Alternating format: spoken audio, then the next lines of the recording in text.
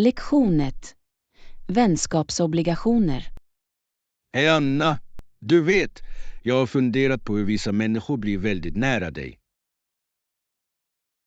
Det är sant. Dessa människor är ofta de som blir dina goda vänner.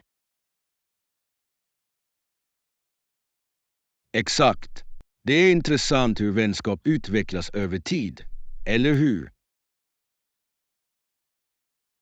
Ja, ibland börjar det med en enkel konversation eller delat intresse.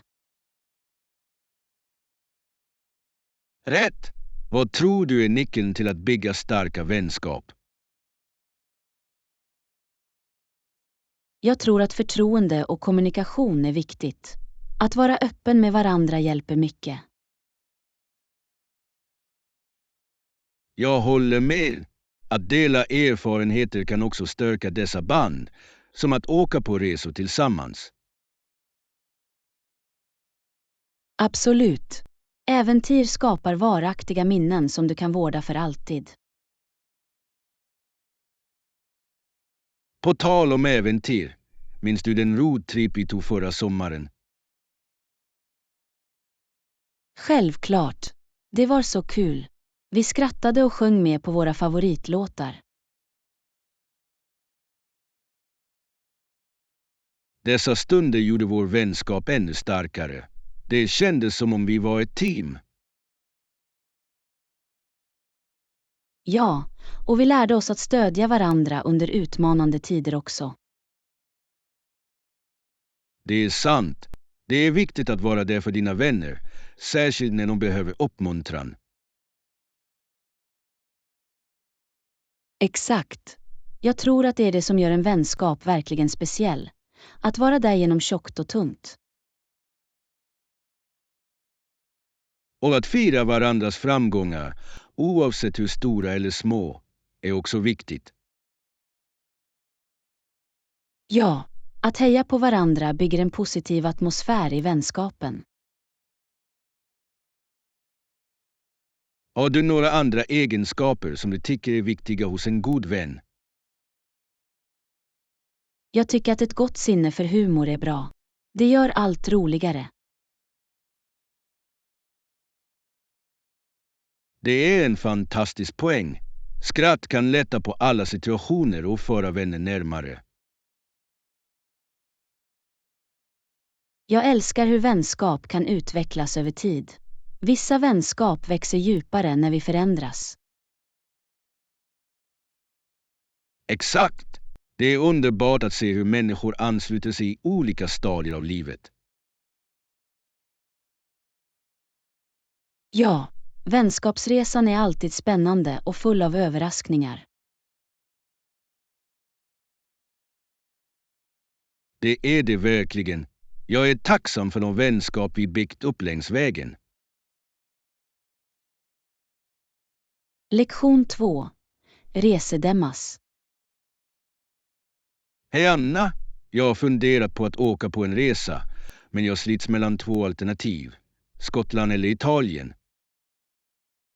Båda platserna låter fantastiskt. Vad tycker du om Skottland? Skottlands fantastiska landskap och rika historia tilltalar mig verkligen. Slotten är fascinerande. Ja, och högländerna ser hisnande ut. Har du funderat på att besöka några specifika platser? Jag skulle gärna vilja se Edinburgh och kanske utforska Isle of Skye. Vad sägs om Italien? Italien har otrolig konst och utsökt mat. Dessutom är städer som Rom och Florens fulla av kultur. Det är sant. Arkitekturen är vacker och jag kan inte motstå tanken på att smaka äkta italiensk pizza.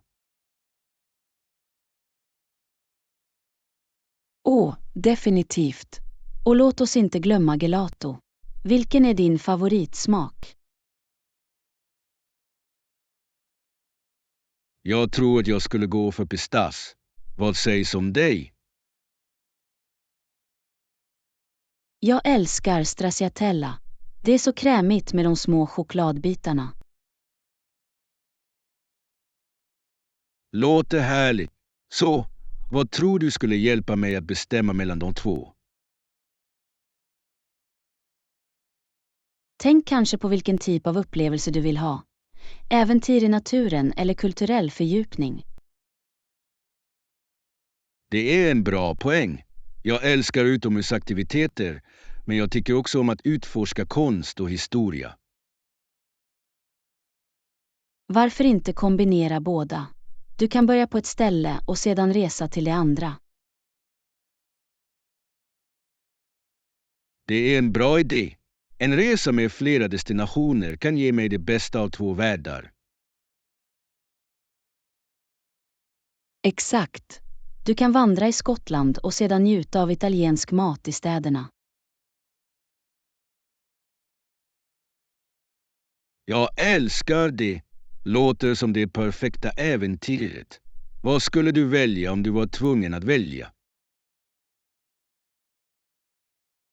Ärligt talat skulle jag luta mig mot Italien för maten, men Skottland för landskapet är också frestande. Det är ett så tufft val. Jag kanske borde titta på de bästa tiderna att besöka varje plats. Definitivt. Att undersöka vädret och lokala händelser kan hjälpa dig att fatta ett mer informerat beslut. Jag ska göra det. Tack för råd, Anna. Jag känner mig mer upphetsad över planeringen nu.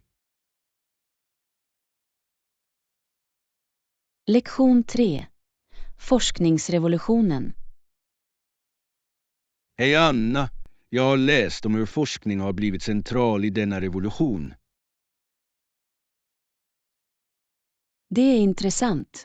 Det verkar som om forskningen är mer formaliserad och komplex än någonsin tidigare. Exakt.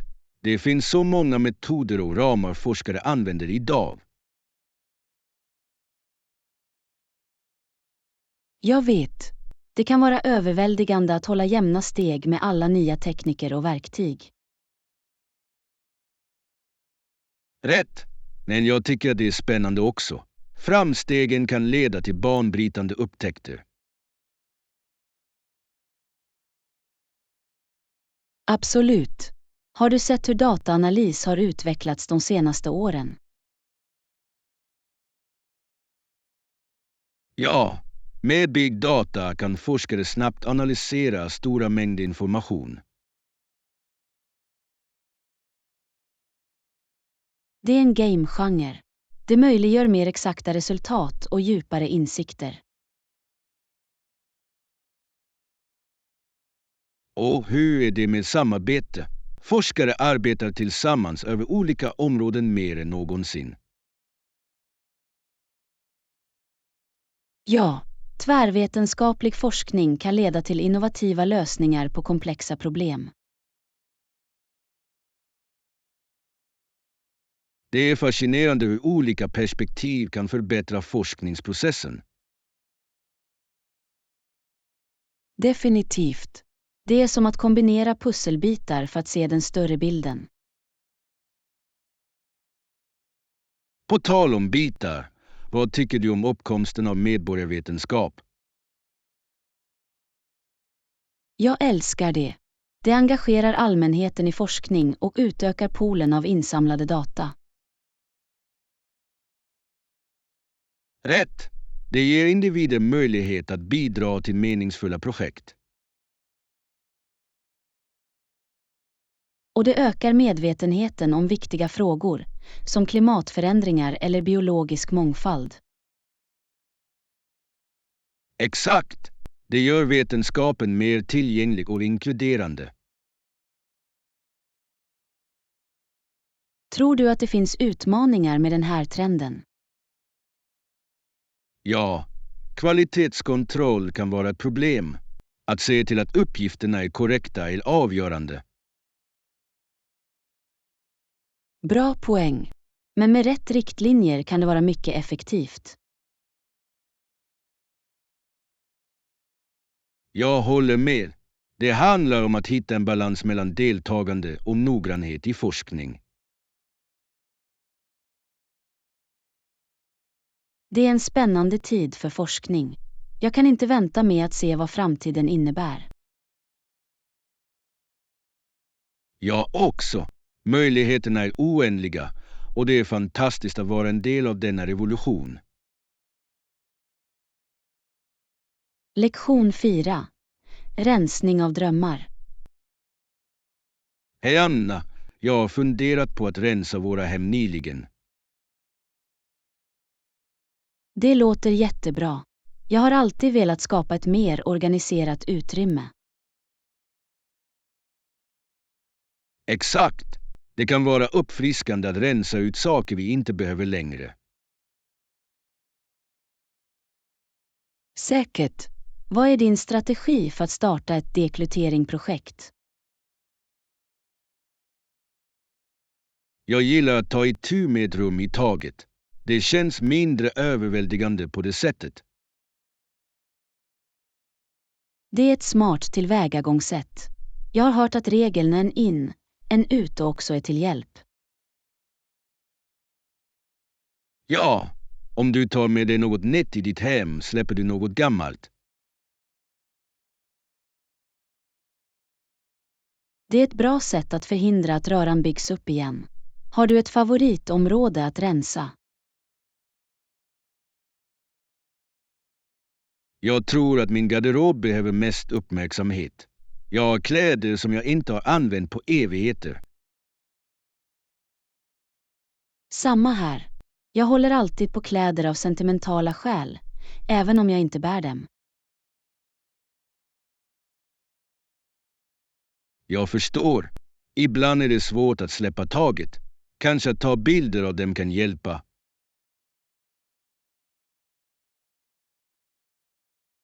Det är en smart idé. Du kan behålla minnena utan de fysiska föremålen. Exakt. Och hur är det med böcker? Jag har så många som jag bara läst en gång. Böcker är också knepiga. Jag försöker bara behålla de jag verkligen älskar eller planerar att läsa igen. Det är vettigt. Jag tror att en donation skulle vara ett bra alternativ för de jag inte behöver.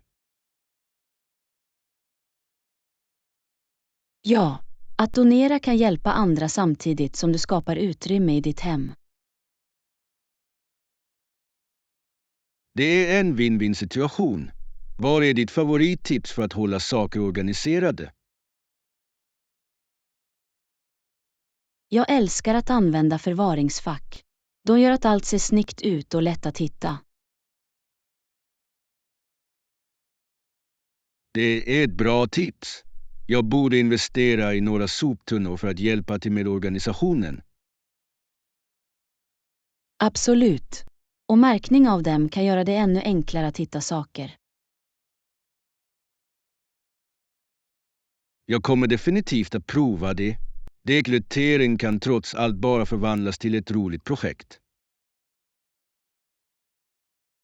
Det kan verkligen vara. Tänk bara på tillfredsställelsen med ett rent, organiserat utrymme. Jag kan inte vänta med att komma igång. En fräsch miljö kommer att kännas så givande. Lektion 5. Strategier för stressavlastning. Hej Anna! Jag har känt mig lite stressad nyligen och behöver hitta sätt att lindra det. Jag förstår helt. Jag tränar djup andning och träning för att hjälpa mig att slappna av.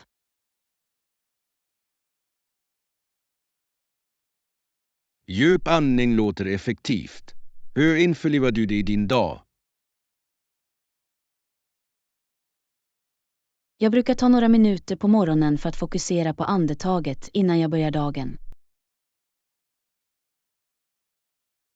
Det är en bra idé. Har du någon specifik teknik som du följer? Ja, jag andas in djupt i 4, håller i 4 och andas ut i 4. Det är lugnande.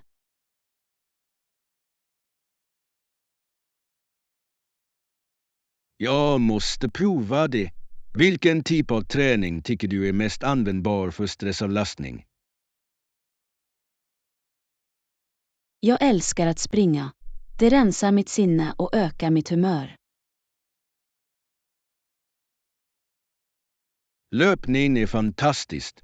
Jag föredrar yoga eftersom det kombinerar stretching och mindfulness. Yoga är underbart för avkoppling. Har du en favoritpås? Jag gillar verkligen Child's Pose. Det känns så tröstande och grundande. Det är ett bra val. Jag gillar Warrior Pose för att bygga styrka och självförtroende.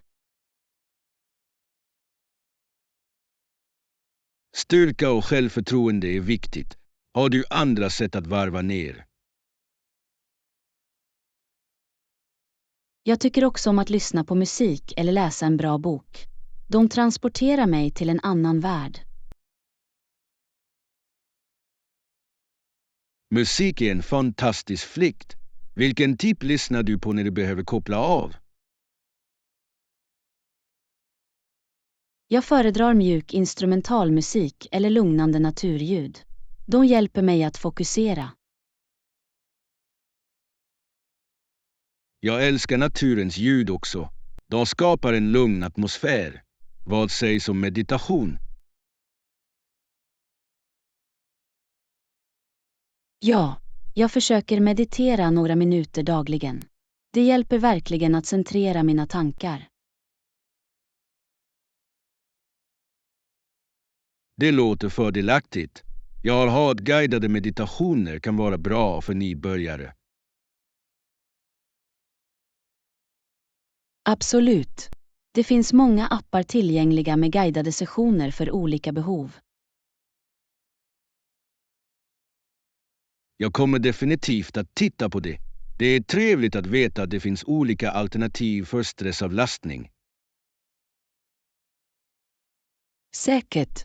Alla har sina egna metoder, och det handlar om att hitta vad som fungerar för dig.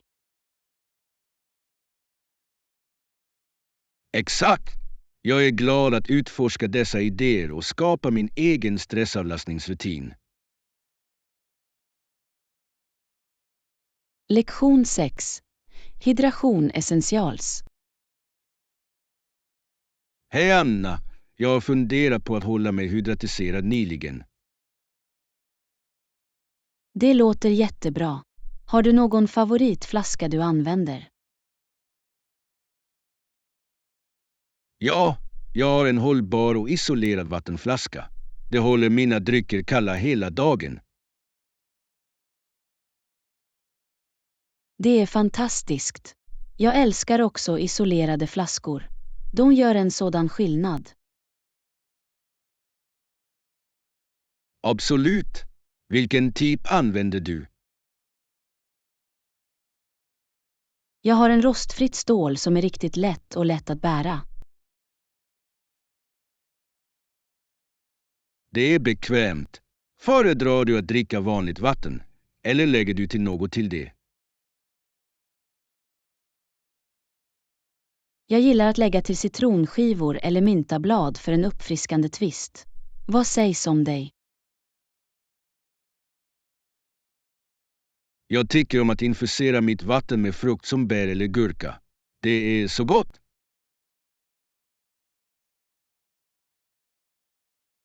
Det låter läckert. Infunderat vatten kan också uppmuntra dig att dricka mer. Exakt. Det gör att hydrering känns roligare. Bär du flaskan överallt?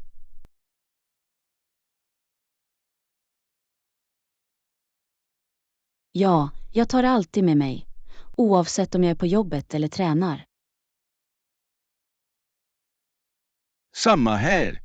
Att ha vatten till hands är viktigt, särskilt i varmt väder. Definitivt. Att hålla sig hydratiserad hjälper till att upprätthålla energinivåerna under hela dagen.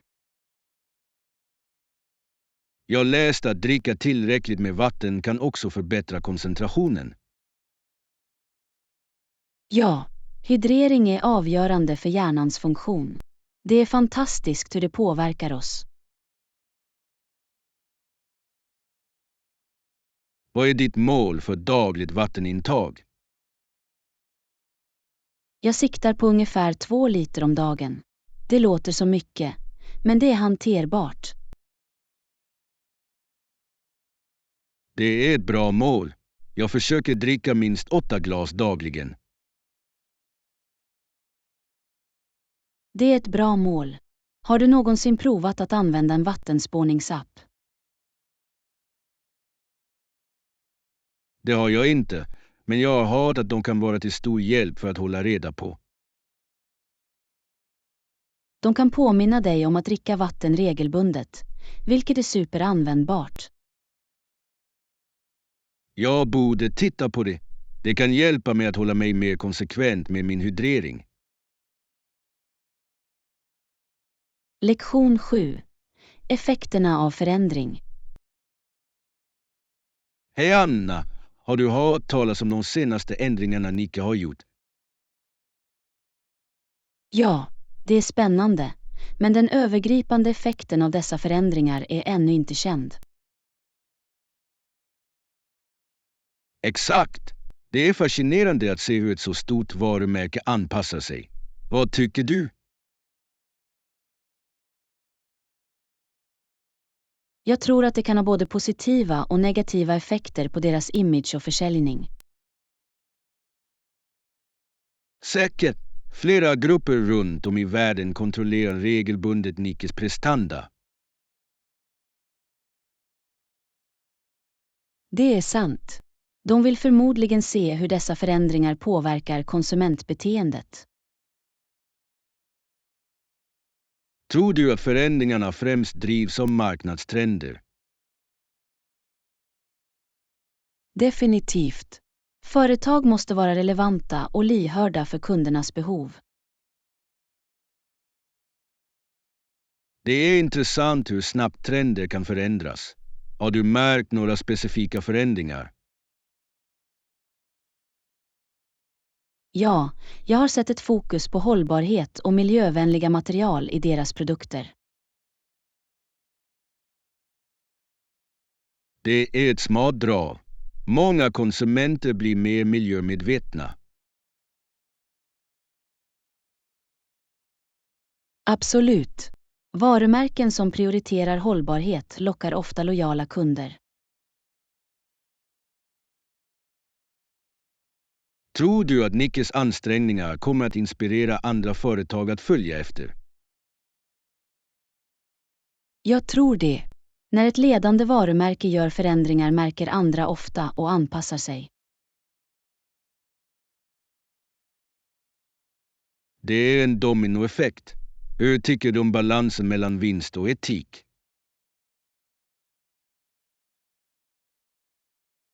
Det är en knepig balans. Företag måste vara lönsamma men också ansvarsfulla. Jag håller med. Konsumenterna letar allt mer efter varumärken som överensstämmer med deras värderingar. Ja, det är fantastiskt att se fler människor förespråkar etiska metoder i affärer. Jag hoppas att dessa förändringar leder till en positiv förändring i branschen totalt sett. Jag också. Det är spännande att tänka på den potentiella påverkan på kommande generationer. Definitivt. Förändring kan leda till innovation och bättre praxis för alla. Lektion 8. Äventyrshistorier. Hej Anna! Jag läste precis en otrolig äventyrshistoria om en pälshandlare. Det låter spännande. Vad hände med honom? Han navigerade genom forsar och rundstenar i toppfart när han stod inför en farlig situation. Det måste ha varit intensivt. Lyckades han ta sig ut säkert?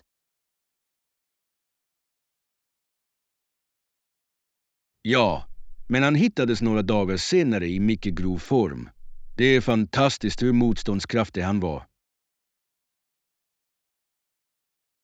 Det är otroligt. Det är fascinerande hur människor kan överleva sådana extrema förhållanden. Absolut. Berättelsen lyfter fram utmaningarna i vildmarken och äventyrsandan. Jag älskar sådana historier. De kan vara så inspirerande. Tycker du om att läsa äventyrsböcker ofta? Det gör jag. De transporterar mig till olika världar och får mig att uppskatta naturen mer. Samma här. Jag tycker att äventyrshistorier är spännande. De har ofta bra lektioner om uthållighet också. Exakt. Pälshandlarens erfarenhet lärde honom mycket om överlevnad och anpassningsförmåga. Vilka andra element i berättelsen stod ut för dig? Teamarbetet bland handlarna var imponerande. De förlitade sig på varandra för säkerhet. Lagarbete är avgörande i tuffa situationer. Det kan verkligen göra skillnad. Definitivt. Det visar hur samarbete kan leda till bättre resultat. Har du någonsin haft ett eget äventyr som var minnesvärt? Ja, jag vandrade förra sommaren och gick vilse lite. Det var både läskigt och spännande.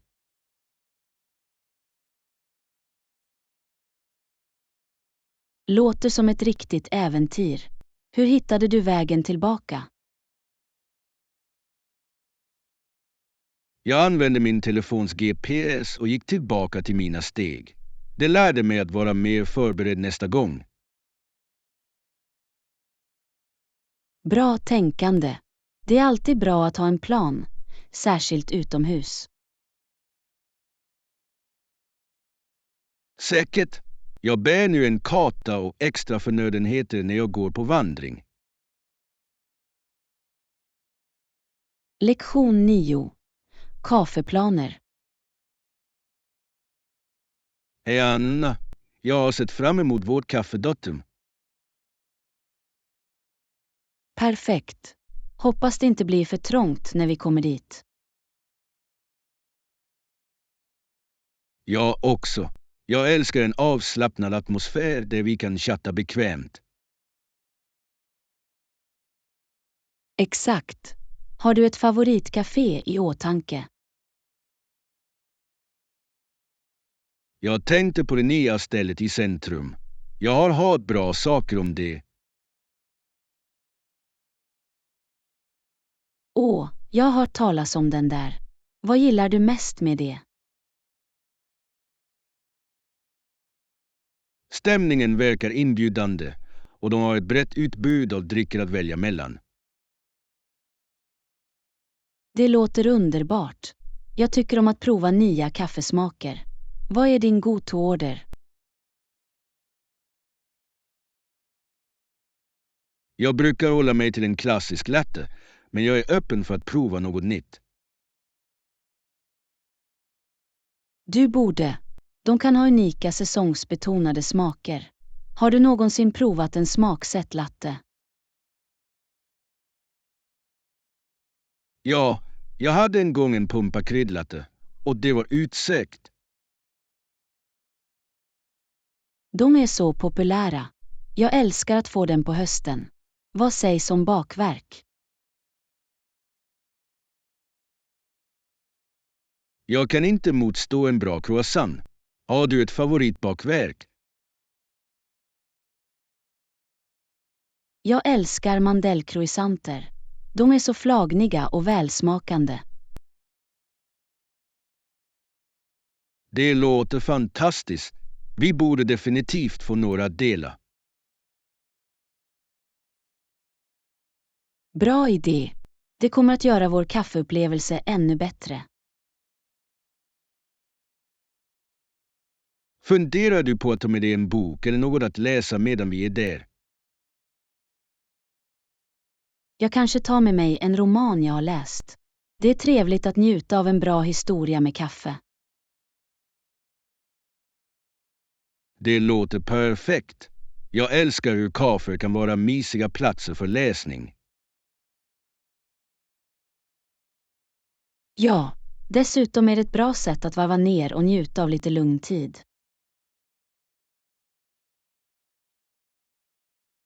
Jag kan inte vänta. Låt oss träffas på kaféet och njuta av goda drinkar och samtal. Lektion 10. Brott och konsekvenser. Hej Anna! Jag såg nyligen en dokumentär om brott och dess inverkan på samhällen. Det låter intressant. Vad var huvudfokus för dokumentären? Den undersökte hur vissa brott kan omforma stadsdelar och invånarnas liv. Det är ett kraftfullt ämne. Gav de exempel på specifika brott? Ja, de beskrev ett rån som chockade hela samhället. Det var en väckarklocka för alla. Jag kan föreställa mig. Det är galet hur en incident kan förändra människors uppfattning om säkerhet. Exakt! Dokumentären nämnde hur rädsla kan hindra människor från att delta i samhällsevenemang.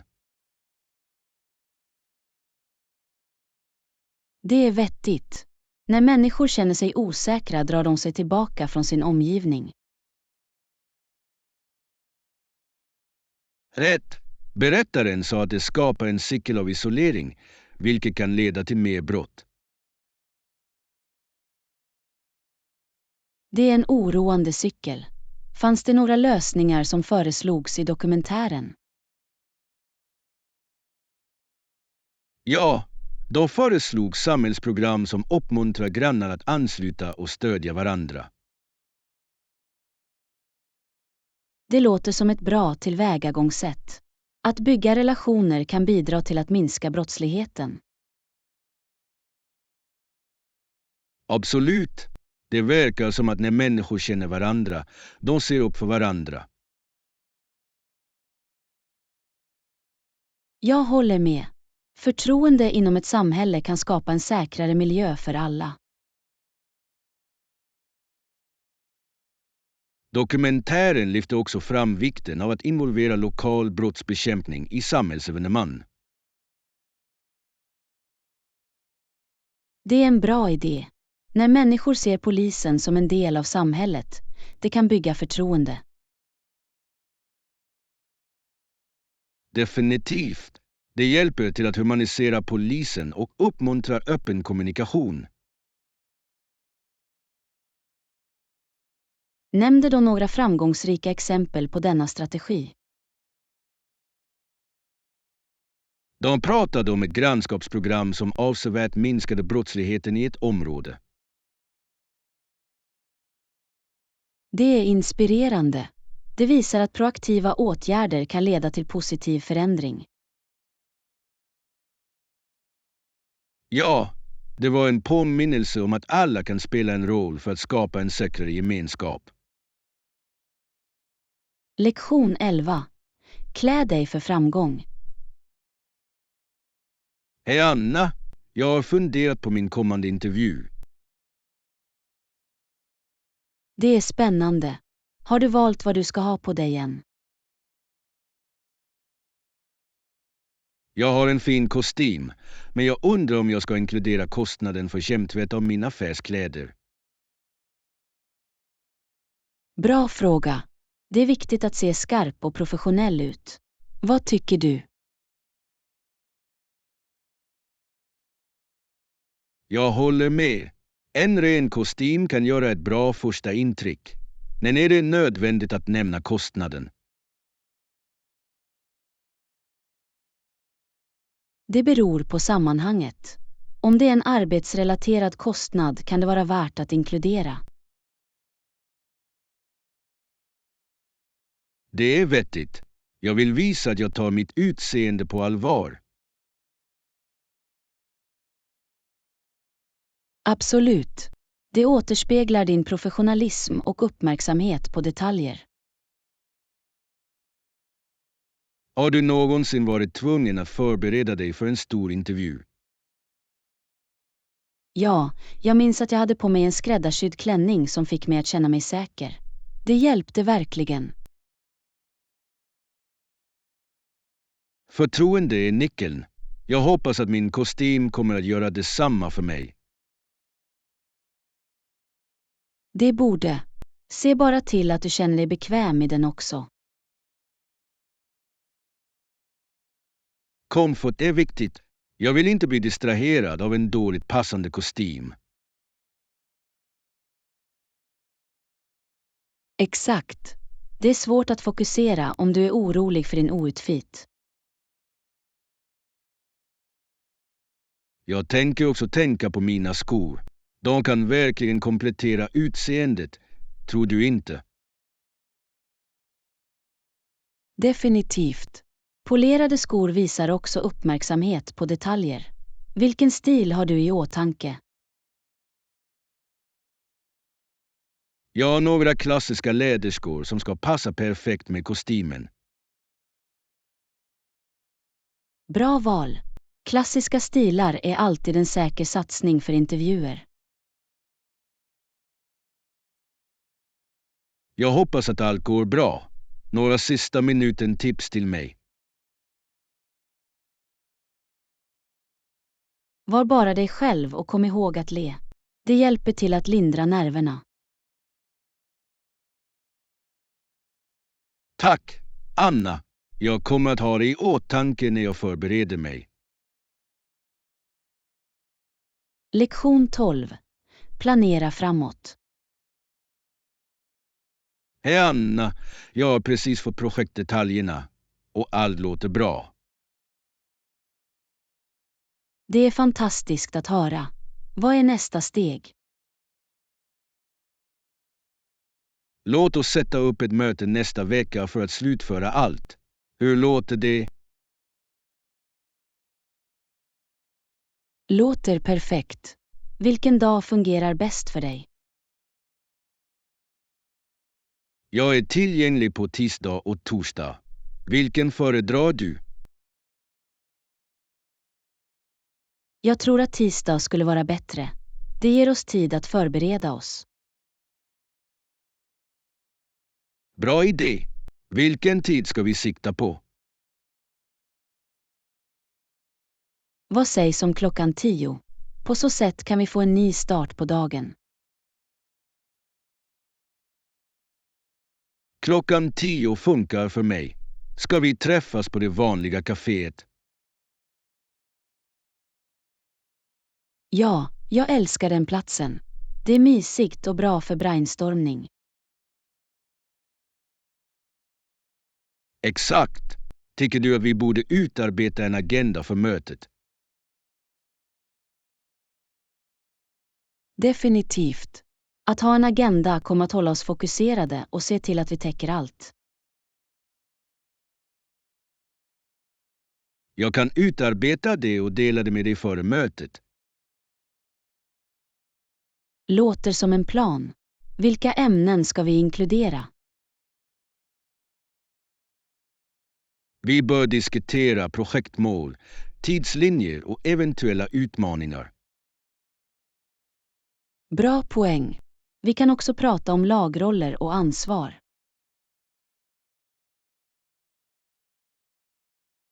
Ja, klargörande roller hjälper till att undvika förvirring senare. Och vi bör också ge tid för frågor. Det är viktigt att alla känner sig hörda. Absolut. Jag vill se till att vi alla är på samma sida. Tack för att du tittade. Prenumerera, gilla och dela våra videor och kanaler.